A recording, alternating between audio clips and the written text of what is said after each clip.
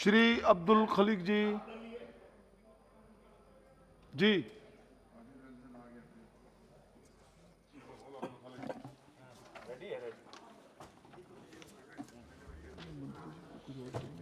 Chairman Sir, National Institute of Pharmaceutical Education and Research plays an important role in the overall research and development of the pharmaceutical sector in the country.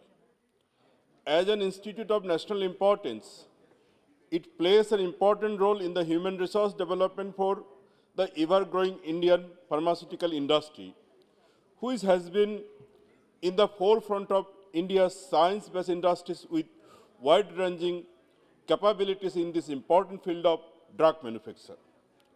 More so, there is a greater need to pump in extra force in matters related to health and prepare ourselves for our future, especially after watching the present scenario of COVID-19. Sir, the move to accord the status of the Institute of National Importance to 6 of the 7 institutions by amending Section 22 of the Principal Act and the Clause 4.22 of the proposed bill is appreciated, as this will enhance development and research work in each of the institute. Naipar Mohali already enjoy the status. Hope this will bring clarity on the status of all the institutes. The proposed bill makes way for any similar institutes set up subsequently to be institute of national importance automatically. Sir, Section 4.3 of the Principal Act and Clause 6 of the proposed bill has brought drastic change in the composition of the Board of Governors of the institutes. Number of members of the board has been brought down from 23 to 12 members. In the process, 3 eminent public persons and 3 of the member of parliaments, 2 from Lok Sabha and 1 from Rajya Sabha, have been removed among others. Eminent public persons and MPs as people representatives can provide better insight to any institutional body as they are connected to the public at large than anyone else.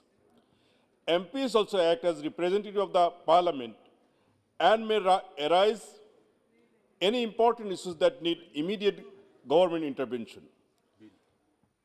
Government must consider having both the categories in the board, even it means downsizing in number from 3 each. Sudden downsizing of the board to close 50% and a total overhaul in the composition might give knee-jerk reactions. Hope the government has taken into consideration. Would like to recommend that a chairman of the board of the governor should be a person who is highly qualified in pharmacology and holds no other qualification. Sir, Clause 30A, one of the proposed act, talks about the establishment of the council, which will act as central body of all the 7 put together. There is a need to increase the number of field experts in the councils. Doing so would ensure planned and coordinated development of the pharmaceutical education and research and maintenance of the standard across institutes. The bill also proposes that the council should meet once in a year. However, to nurture the growth and development of the institute of the national importance, the council should meet more than once in a year. 1 year time is too long, too big a time. Meeting of the council should be held once in every 4 or 6 months. But what is very imminent, the government, through the proposed amendment, is trying to make cosmetic change of the institutes.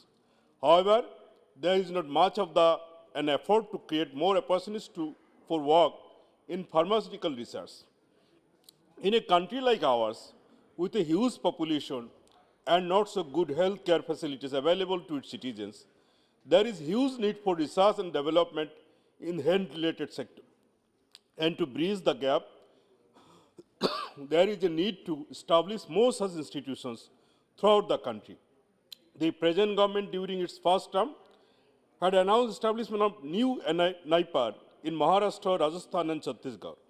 However, for reasons known to the government, the announcement is still on papers and nothing concrete has been done yet. We need to pull our socks and bite the dust if we want to develop the quality of our research.